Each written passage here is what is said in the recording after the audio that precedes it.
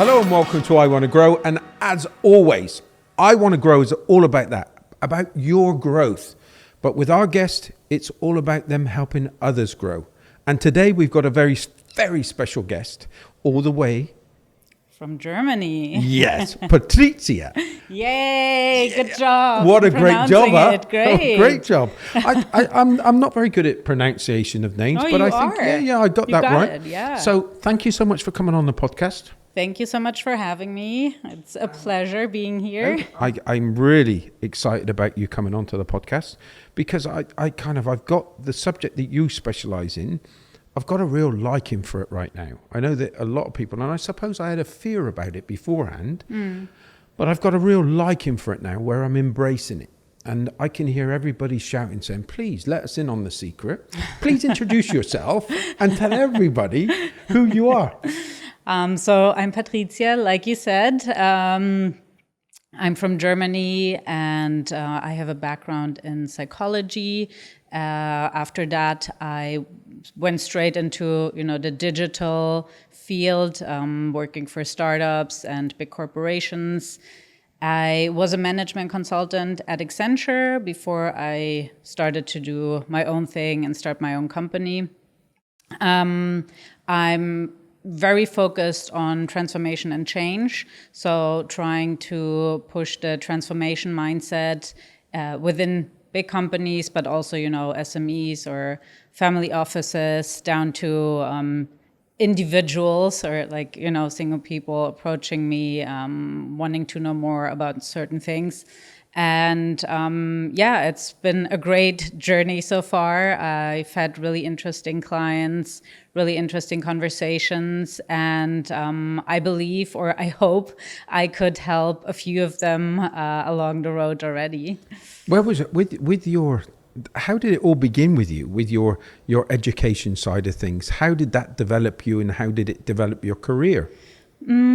So it started, I've always had a big interest for psychology. So that's obviously why I studied psychology and also decided to do my PhD in psychology and computer science.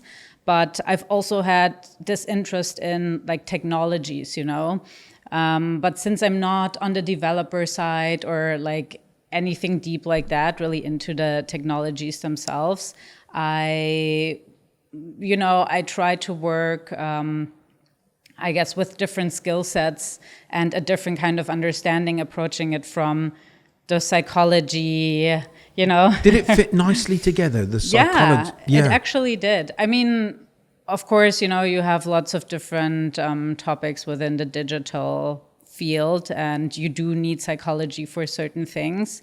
But I think especially if you want to push transformation, so, as a transformation expert, you need to know more about the psychology behind it to really push it in big corporations or teach people. I suppose, and I'm trying to put myself in your position now with the psychology, there must have been a time where you looked up and went, oh my word, this is a magnificent time. Psychology actually fits in nicely with the internet side of things. Yeah.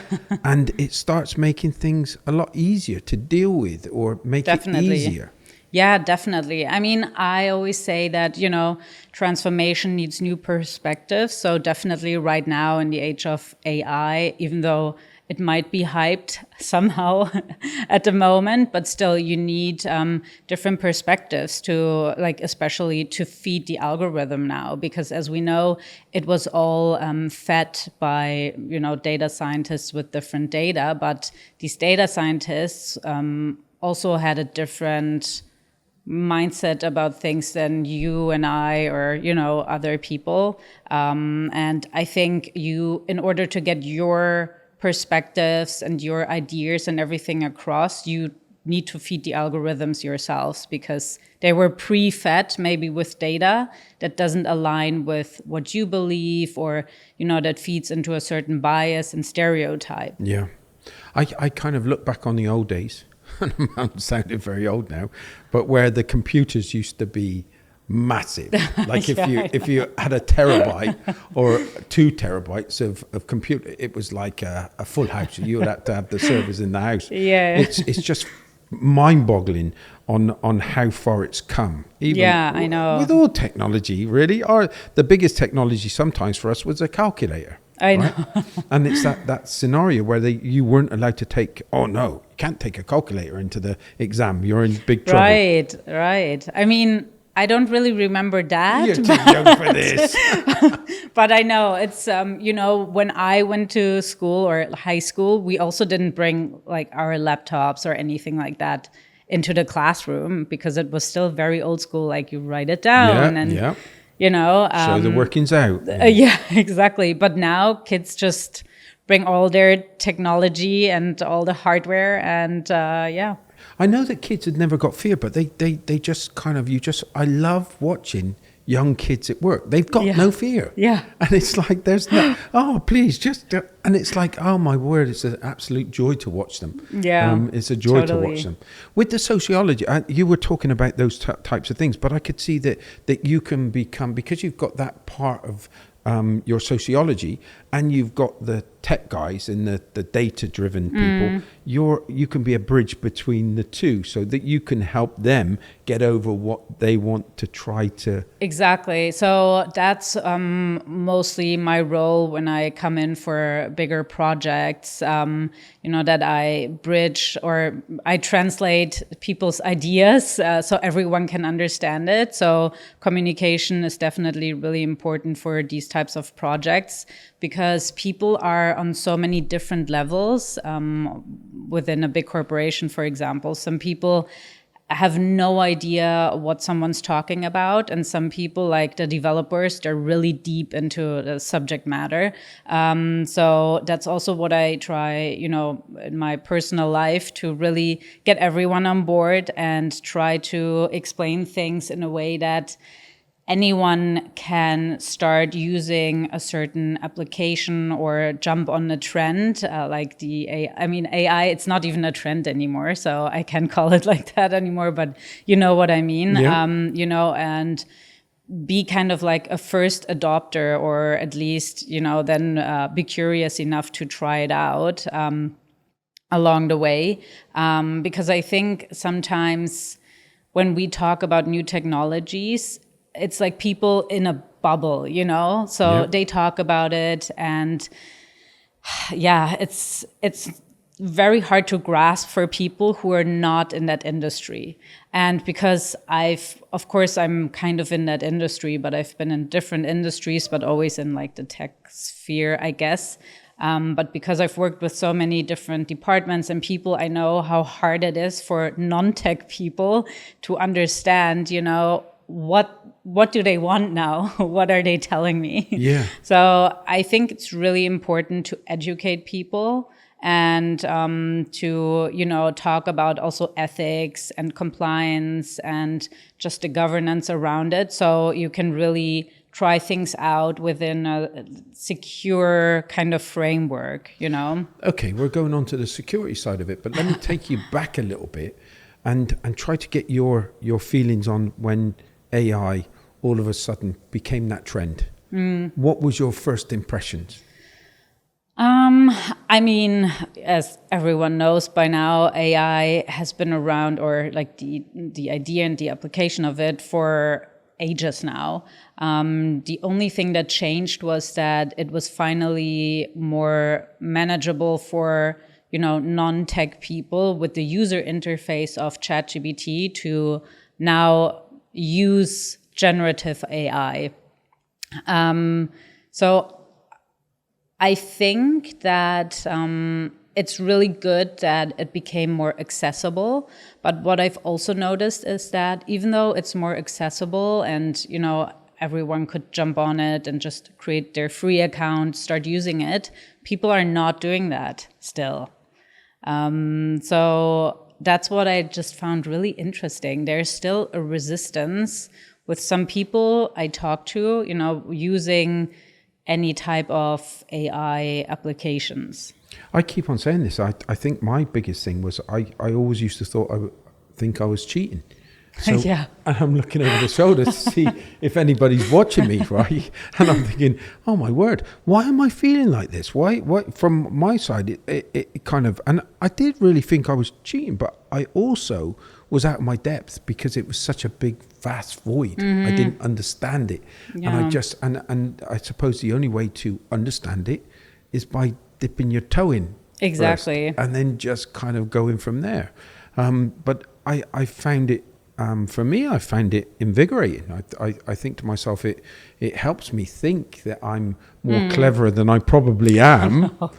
but what you put in is what you get out, right? It's Exactly. the more you put in. Exactly. So you kind of have to start with the basics and educate yourself about how do I prompt, how do I use the basics to get the result I'm looking for. And of course, I got feedback from people who've never used it where I, tried to convince them to use it, and then they started using it and they were like, okay, this is great, but it's really general and I could use it somewhat as just like a nudge for something at work, but I can't really use it for what I'm looking for right now. So I also told them, it's great, you're using it, but obviously you now have to learn how to use it, the ins and outs. Yeah. And that's also, where I tell the companies that you really have to try or make sure that every employee on every level gets the memo that no matter where you are in your learning journey, you're always welcome. You're always welcome to ask and chat with others. And it's mostly the best thing I've seen. What works best is if you have a person they can, really talk to without getting any backlash or any judgment. So. Yep. Like an AI educator at the company or whatever, whoever takes on that role, so they can just ask their questions. Mostly it's someone in HR, And another thing is it when they say, oh, how did you write that? When you produce something? I know. It's like, it's in bullets, so that means it's generated by AI. But and I can always tell when AI's written something. I can tell you've used AI on this, and you think to yourself, well, it's okay. Going back to that thing that I would say 80%, 80% of our office is not using it yet.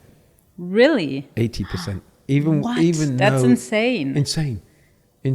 That's really crazy. I'm loving you saying this because I'm going to give this one to Felix because 80% is still not using AI. Wow. But why do you think that is? I think it's because I think it's like I suppose you want to put a hard day's work in, and if you can take away, I would say working 10 times is harder. Like a normal thing, I can achieve that so much quicker now. It's so much easier for me to achieve.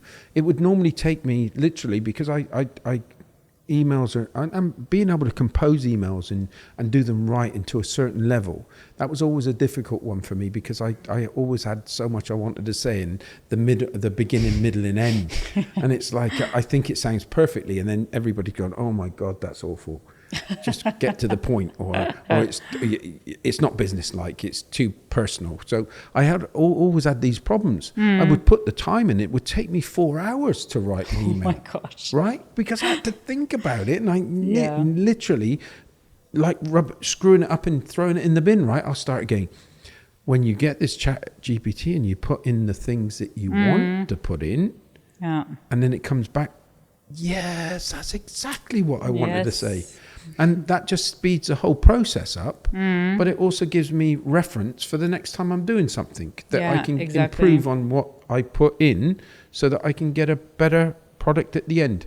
And I think that's the key to it. But I'm not even scratching the surface, I don't think. I don't think. But I think somebody said to me that your ability just on an individual process, I think you can. I don't know. It's improved me by 10 times, I think. As in 10 times with my productivity. because there were some things that I wasn't great at. But I've always said to people, do the things you're best at. So I can rely on ChatGPT a lot more, but I've got to read through what they've produced because I can't accept everything it says. No, of course not. You always have to also, think for yourself. And that's why critical thinking, besides like, human competencies and these like soft skills are more important than ever now. So, you also have to put your own understanding and maybe edit the text a bit or put your own story and your own spin so it doesn't sound like, Exactly. Some other ones saying, don't be so, like little things like saying, hey, listen. And this is what some people have taught me to say, it works. There's results, it works to say, hey, listen, tell the ChatGPT or tell the whatever it is, that they'll get a tip if they do a good job with this. Or and they say that you'll get an improvement. There'll be some type of improvement because they think they associate the tip with doing a better job. So you can also give the thumbs up. Really? Yeah. So then it remembers that you liked something. Oh wow! Yeah, that's another one that I like is that I can't remember the word. I wish I could, but it says, "Don't be so wordy. Don't be using too big a word." There's a specific word, and I use it, and it does work. All these things work. So there's little tips that you can gain along the way. In saying that, what's the platforms you like using? I mean, I've used many, throughout my projects. So it really always depends on your need. If you just want to play around with it to get started, you could use ChatGPT, obviously, or Anthropic.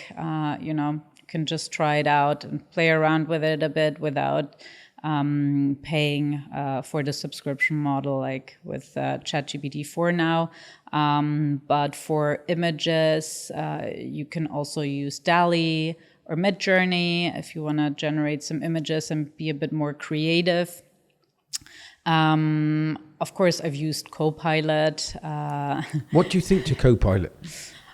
I mean, I like it, all of a sudden, even though I'm not an engineer, all of a sudden I can write code.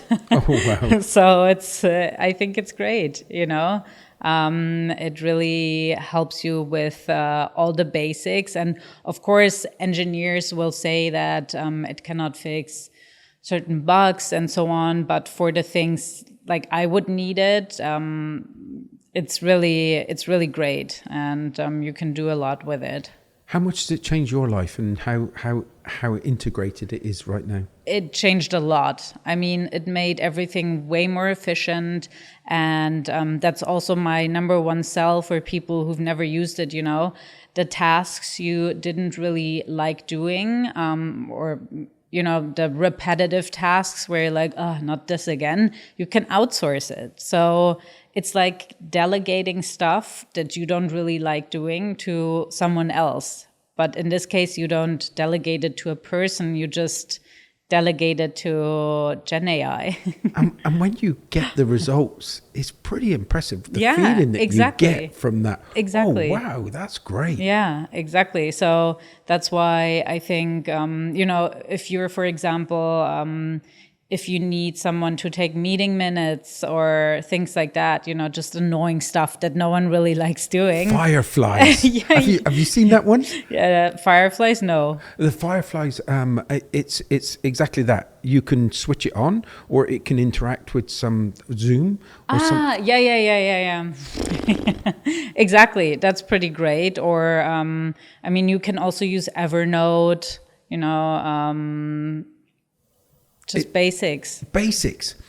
So in saying all of this, which I'm really enjoying, and I know that everybody else would enjoy. And I know that you're on a massive level when it comes to clients that you're big clients that you're trying to get them to implement in their big operations, right? But bringing it down to the basics, how should we be looking at this now, and how should we be embracing it? I mean, I think that, it's just a part of our daily life now. It's a daily routine, more or less. I know some people don't see it this way yet, but sooner or later, they will use it daily, maybe even every other hour when they use their phone, or they take notes in meetings, or just anything they do. AI will be embedded in everything. So I think, I don't know, people shouldn't over analyze this and overthink this, and just try it out and just do it, because the problem I see with people who are not giving it a try is that ultimately they will be left behind. And that's just sad, because I think most companies now, or not even if you work at a big company, but intrinsically, you can just go on the internet and search it and watch a video on YouTube or whatever, just educate yourself. So I think everyone should just bring that curiosity at this point, because our workforce, and to stay competitive, or just for your daily life, you will need to know about it. Because if you don't embrace it, you're standing still, right? Yeah. And the thing with standing still is that you move backwards. Yeah. And at this rate that people are moving forwards with, you're going back really quickly. Exactly. You're going back into the old age, Exactly. and it's like you've got to keep up with these youngsters. Right. Yeah, but it's the same as if people would say, "Oh, I don't want to use like the internet or whatever." It's just not possible to not use it at this point, because it's everywhere. You would have to live somewhere in a hut in the woods or something, live under a stone to not participate. And even and the great thing I found now, because I found this, how to do this with the DALI, with the images, and it's not bad. It's quite exciting. So I don't want to live under a stone anymore. Yeah, I want to explore. I want to try. And my skills, that instead of learning something else, I'm learning these specific skills that I can get more use out of my creativeness, and even not needing anybody else except your own. Exactly. Your own imagination. So that's the great thing about it, I think, is that even skill sets where you thought you could never work with that because it's so not in your expertise or in your field of expertise. Now you can just go and use whatever AI application works best for you and type it in and ask it, okay, I want to develop a website and it should look like this and this and this. Can you please give me the code for it so, I can throw it in the back end. And these were things that you could have never done without, Gen AI, because you would have had to ask like either a software engineer friend or somehow research it. And it would have been a pain. And now you can do it within a couple minutes. Oh, it is a couple of minutes. Yeah, it's insane. It's really insane. Insane. Yeah. I really do. I embrace it. But the biggest frustration for me at the moment, and I'll tell you that, and it's going to be for a lot of people out there, is people that are adopting it. But as business owners, how do I take full use of it? How can I adopt that into my business and into my work? How can I get other people to embrace it? How what's that mindset that I've got to change? You're an expert at this. This is where you do this on a daily basis. How do I do that as a business owner? What I always see, like the number one mistake most companies are making is that so you cannot just have the CEO or whoever tell everyone, okay, now this is our AI strategy and everyone has to do XYZ from now on, or, we're going to roll out this thing now and you all should start using it. And if you have issues, you can ask this or that person. So I think this general approach to communicate with people is always really tricky because you really have to, bring it on like whatever, every level and on team level. And you need someone in every team who advocates for it, and someone, people can approach and ask. And I think you just have to consider all levels and all levels of education in like a certain subject matter. And that's also what AI is great for. For people who want to learn something new, you have different learning journeys. Yeah. So you take a quick test about a certain topic, and then whatever level you're at, you get your own, customized learning journey. So I think for people who are really resistant, I think it's best to sit down with them one-on-one. And I know it sounds painful. It is painful. And it is definitely painful, but you have to, or at least that's what I've been doing. I would give whoever would be the team lead or, in charge of certain people who are resistant to it, talking points to really familiarize themselves with an application or a new technology. And sometimes also get a person who's more of an expert. So if there are questions that one person cannot answer, there's another person who can just answer any concerns. And I would either do one-on-ones or like smaller workshops. So really try to get them on every level and try to cover every concern that people might have and start a dialogue. Because mostly what I've noticed is people are, of course, scared of change. And you just show them all the positive things that can happen, Yeah. and without instilling too much fear, though, because that was the number one thing where everyone said, oh my gosh, AI will take over and we will all be out of jobs. And now we know so far, it has created more jobs than destroyed jobs. Yeah. I would stay away from that kind of fear spiral and just stay positive, show all the positive things, and show use cases where that people maybe don't like certain things, like you with emails, and then you tell them, hey, if you don't like composing emails, this is how it can help you. Yep. And we have a prompt engineer, and that's what a lot of companies are, of course, doing these days. They hire different prompt engineers to really talk to people and show them how to prompt properly, so there's not this frustration. So we have a prompt engineer, and they can also educate you. And I think, or that's what I've experienced at least, is that if you really talk to them individually and validate their concerns, everyone's jumping on the next big thing and on the transformation. And what differences, again, because you've got so many case studies that you've worked on, what are those improvements do you see in these organizations?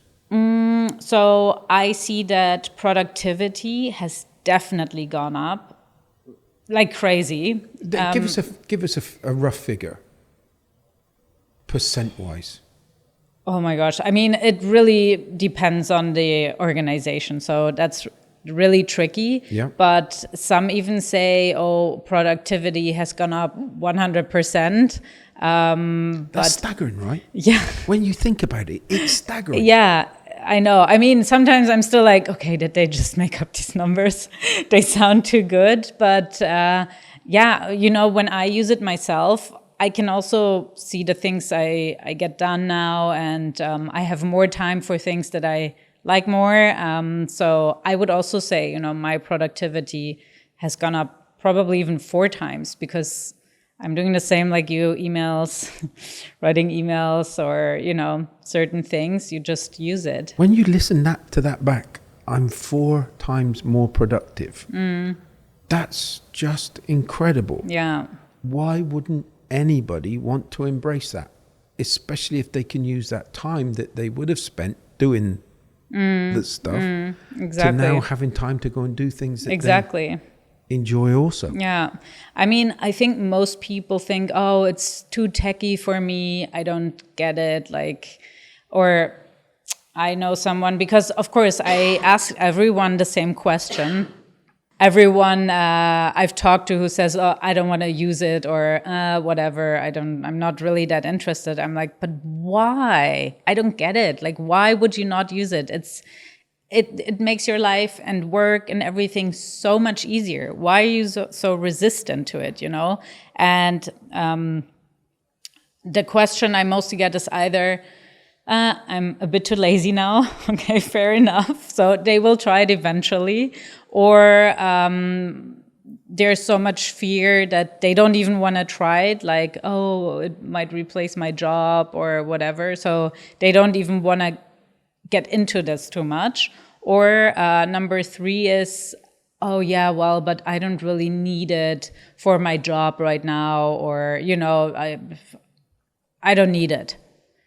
So, and then, of course, I would go and then be like, okay, how is it possible that you don't need it? Because for anything you would do, even if you're not working, you can use it to schedule things, to, create any type of notes or reminders, or, it can help you with like stupid daily things that you do in your daily life. And get you to be more efficient. Yeah.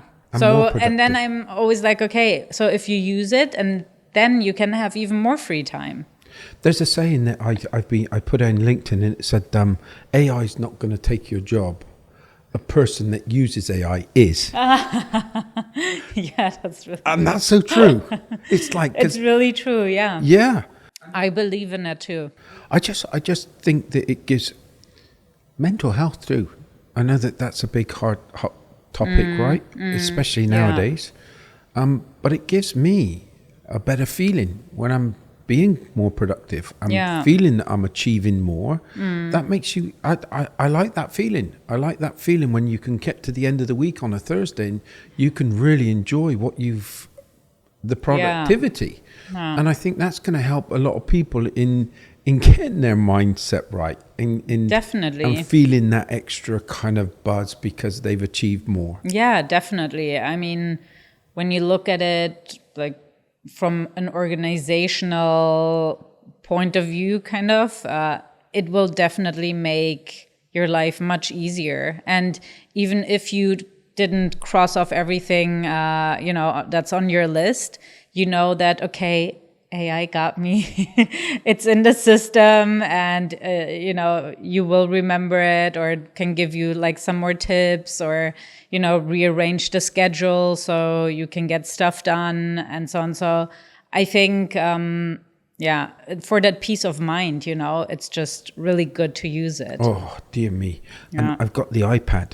And now I can talk into the iPad. Yeah, exactly. You get the response back.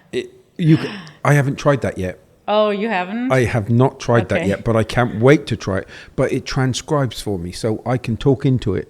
And it's got a really great... You don't have to go back and work out... Yeah. That's a pain, of course, yeah. A pain? Yeah. Okay, so this really transcribes it well. And it's also thinking for you as well to say, that was badly said. Or exactly. So it can put it can make it smoother for you. It's just an absolute blessing. Yeah, 1000%. I was with my partner the other day, and we were discussing, we were talking about fertilizer, Russian, English, and I said, okay, let me just show you this. And there was no experience with AI. Yeah. So she's looking at me and she's saying, so what's this? Come on, what are you showing me? Come on. What are you going to teach me that I don't already know? And I said, just watch the power of AI. Just watch the power of this. And I spoke into it, and I asked it for a request. And I said, don't just give it me in English. Give it to me in Russian too. Oh, yeah. And she's like, what have you just done? And then she was hooked. hooked. Yeah. I want an iPad. I want to be able to do this, because all of a sudden you can become, okay, maybe not all of it, but it's pretty accurate. And again, you can change other things. You can say, don't like that the way I would have put it a little bit more differently. And then it'll give you another option. Exactly. Yeah. And it'll just work it out until you get it right. But Yeah. all of a sudden I'm kind of, and I can see where they say it's going to put people out of jobs, but it's going to empower me more. Oh, yeah, totally, of course. So, I mean, and the job thing is, I mean, of course, for certain jobs, yes, maybe. But there are so many new jobs that are being created now because of AI that I think if people upskill or, just familiarize themselves with the new technology, they won't have any issues. That's the bottom line. I'll give you another example. So I go on holiday. I see my next day that I'm going to do. I'm going to this mosque. I'm going to that one. I'm going to somewhere else. But I can go to ChatGPT and say, okay, these are the places I'm going tomorrow. Exactly, yeah. Give me the key points that I should explore, or give me a breakdown of the history of this place. Yeah. And again, it just kind of educates me before I even go there. Yeah. And there's an added value there that you all of a sudden you've educated yourself. Yeah. Possibly that I wouldn't have had to read through so many different things. It brings me resources that I can actually look at things that's really important. Exactly. And, I think this educational element to it, it's so important for people who also don't really have that access maybe. So for kids or anyone who cannot maybe afford education or, afford certain things, you can now try to learn new things using AI. And I think it's really great to have kind of that access through technology now. And that was also a debate I had with someone about AI being used like in the health field or health industry. Yeah. That instead of having a doctor when you have any issues, like a doctor talking to you, you have AI addressing you just because there is a lack of doctors, Yeah. And I think it's really great because people who wouldn't have access to a medical professional, they now can at least talk to a health AI technology and figure certain things out and get some answer already. So, especially in countries where, there is a lack of doctors or maybe a doctor would be far away, etc. I think it's great. It's so empowering. It just Definitely. really is. Okay, Yeah. there's going to be lots of people out there that say, that's dangerous. Let's move into another area. You said about this ethics and everything that goes with that. What from your perspective, what do we have to consider? This also has like various levels to it, because I think ethics on one point, of course, we have to be careful that we're not too biased or we have these stereotypes, because like I said, like ChatGPT and all these other technologies right now have been mostly developed in the US. So they've been fed with certain data, of course, that might have already been biased, or like the health data, as we know, most of the health like research and studies have been done on middle-aged men, or I guess men starting at 25, so middle-aged. Yep. And Be not careful, really, be careful. sorry, not ageist, but so, there is already the bias that there's not enough data looking at women's concerns. So, and that's the thing, and the algorithms have been fed with it to learn, of course. So I'm not saying it's the data scientists or engineers' fault, but the documents they've been uploading to feed the algorithms are just already biased, maybe. So we really have to, that's why I said critical thinking now, and also having these more human-centered skills are more important than ever at this point, to just really question something that AI gave you as an answer, you know? So, I think that's one ethical, concern. Also, like feeding into the stereotypes. So, for example, if you want to create an image and you just type, I just did that 2 days ago. I had nothing better to do, apparently, on my Friday night. So I typed in woman on a balcony, you know, give me a picture of a woman on a balcony. And then you get a picture of this gorgeous, like really beautiful woman sitting on a balcony, like with a sheer dress. I don't know why sheer, but okay. A sheer dress and like beautiful hair and everything. And you're just like, okay, you know, and I think especially for younger people, when they're already fed with these kind of stereotypes or that kind of perspective, I mean, I don't know why I got a picture like that, because I didn't prompt it. This was just a general picture that comes up, you know?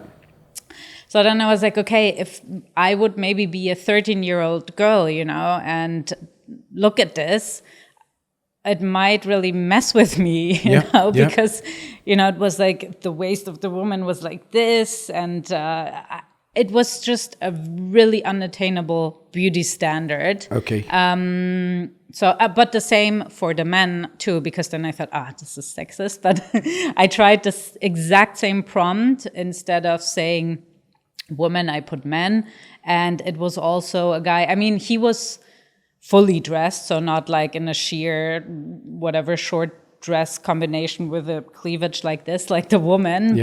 He was also, of course, more than average, like good looking. So, and then I asked ChatGPT, I was like, why are you giving me these images? You know, like, why not something else, like something that's more like maybe like the average person, or, you know, more diverse, you know, not like a white, Caucasian, whatever. And it actually told me like, oh, I'm really sorry. We still have like issues with making it more diverse, and we're addressing it. And your question is definitely helping me to, you know, work on this further and address this bias. Oh, wow. So I think at this point, everyone's aware that there is a bias and there are these stereotypes. But that's just the thing, you know? We know it, and I'm obviously also old enough to, you know, not have it mess with me. But younger kids maybe don't know this yet, or, you know, other people who are not that educated in that field also they're not really aware of this.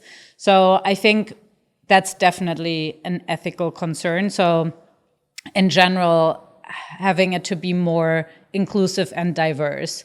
So everyone's represented, you know. And but also, I think, of course, when you talk about ethics, the data it was fed with might, of course, and you've heard some of the cases, I'm sure, in the news as well, mess with someone's IP. So, that's also pretty Some bad. Some big clangers, right? That's also pretty bad, you know?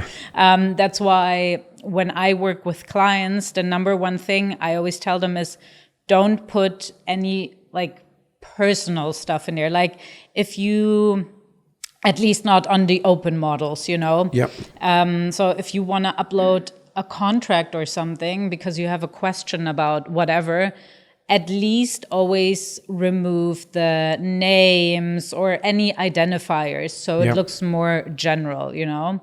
I think these things are really important to take into consideration when you do anything with AI right now. I think, as you said, the influence, whether that information they're bringing you is actually factual.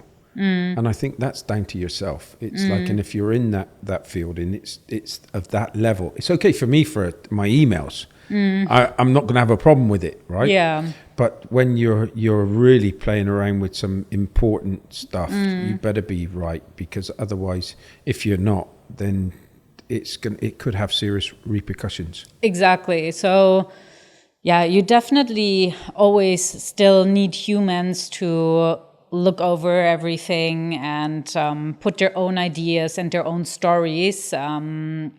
So it all like adds up and is something like well-rounded and more holistic. Yeah. And give us just a little bit of advice for that startup ecosystem.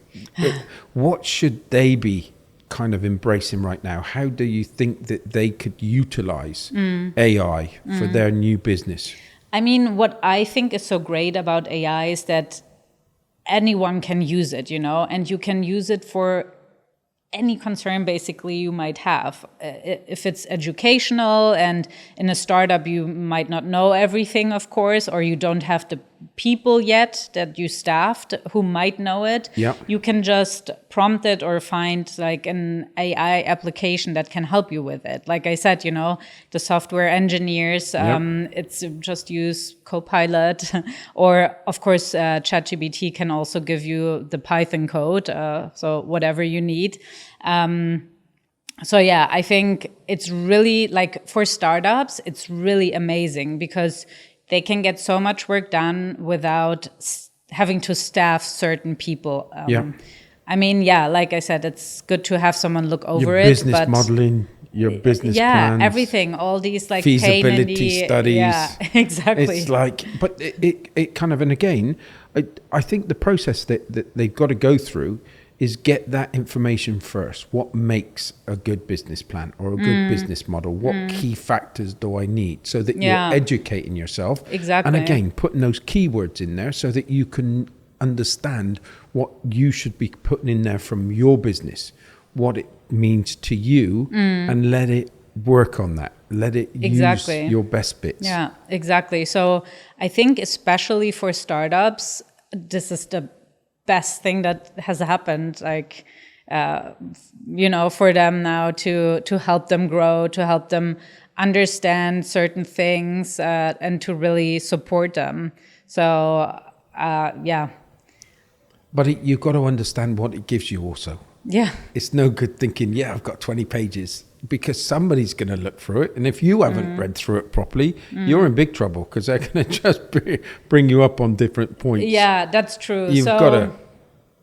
Ultimately, for the really important things, of course, you have to check it again and have someone who understands the subject matter. So it's not, maybe something.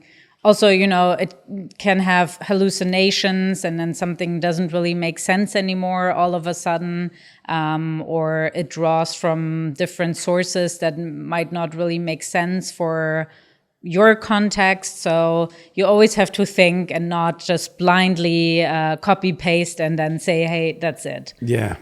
No good. No good. That's definitely, but that's never good. So I ask this to every guest, and I'm going to ask you, what advice would you give a 15-year-old yourself? That's a good question. It's always so hard, these questions. But I think I would tell her, to not worry so much, because that's what I always did. Like you kind of worry about what you want to do, or, what you still need to learn. And you always think like, oh, I don't know anything yet. So I would say not to worry too much, and just embrace like the technologies and embrace everything you can work with right now, and not be afraid of these things, but just try it, because nothing bad is going to happen. But of course, always keep in mind that it's just technology in the end. So you always have to have a good understanding of certain things, like their good critical thinking abilities, and not take it all for granted, or for like word for word, basically. Did you envisage yourself being at this stage when you were younger? No. I mean, when I was 15, now I'm 38. So when I was 15, I was like, okay, 38, that's so far away. I didn't even think about that. But no, I also, because, everything now that I'm dealing with is so new. When I was 15, it didn't even exist. So, of course, I didn't think I would end up in this field. And what's the future, your ideal future with the use of AI, with all these things changing? What's your hope for the future? I mean, I think, the great thing about AI is, like we talked about earlier, that it can reach so many people and, so many people who don't have access to certain things like certain healthcare or education and so on. And now it's just really accessible. And well, of course, they also need like a mobile, like a phone or some device, which might then in the end also not be accessible, but you know what I mean. So I think that accessibility is really great. So I hope this way it will help a lot of people who would struggle otherwise. So I think this is like my number one hope, that it can change the world for the better. And it already is, I think, in certain areas. Yeah, definitely. And but yeah, also that people are not lagging behind and are resistant to it, because there's no way around it. So I really hope that everyone will educate themselves and just give it a try, not be afraid of just giving it a try and using it, because also if you don't feed it with your input, it will have a very one-sided point of view, maybe, or like just a certain perspective. So if you want to change the narrative in a way, then you also have to use it yourself. And could you do me one promise? Will you come back and share your thoughts? And this is all about you today and your thoughts and feelings about AI. But I really do want to get into really great subjects for businesses. I want to see exactly how we can get into detail, get into those areas that we can utilize or talk about, that people could get the most benefit out of, or different things that we've come across. Please promise me you'll come back and do that with us. Oh, definitely. And I hope you've enjoyed the podcast today. Yeah, it was amazing. Yeah. I had a lot of fun. Yeah. I love talking about this because it's still the unknown, right? It's still, I know. It's still, and I grow so much from it. And I'm not just saying it for the cameras. I grow so much for it. I love my iPad. I love the iPad. I love this new ChatGPT, the next level up. Yeah. Where you can put different things in. And I'm still exploring. It's fun. I know, it's so much fun. I don't understand how people, how they are not curious. And it's just, there's just so many things. Yeah. So many things that we just, I'm learning. Yeah. I haven't got enough hours in the day to kind of really take in exactly what this all is going to how this can help me, because there's 101 ways, and after that there's another 101 ways that I could take advantage. Yeah, exactly. So I really hope that people who are not really that familiar with AI yet, they're giving it a shot now, and try it out for themselves. And if they have any issues, they can write me and I will help them. And we're going to ask for questions in a moment. So there's going to be lots of things that we could ask.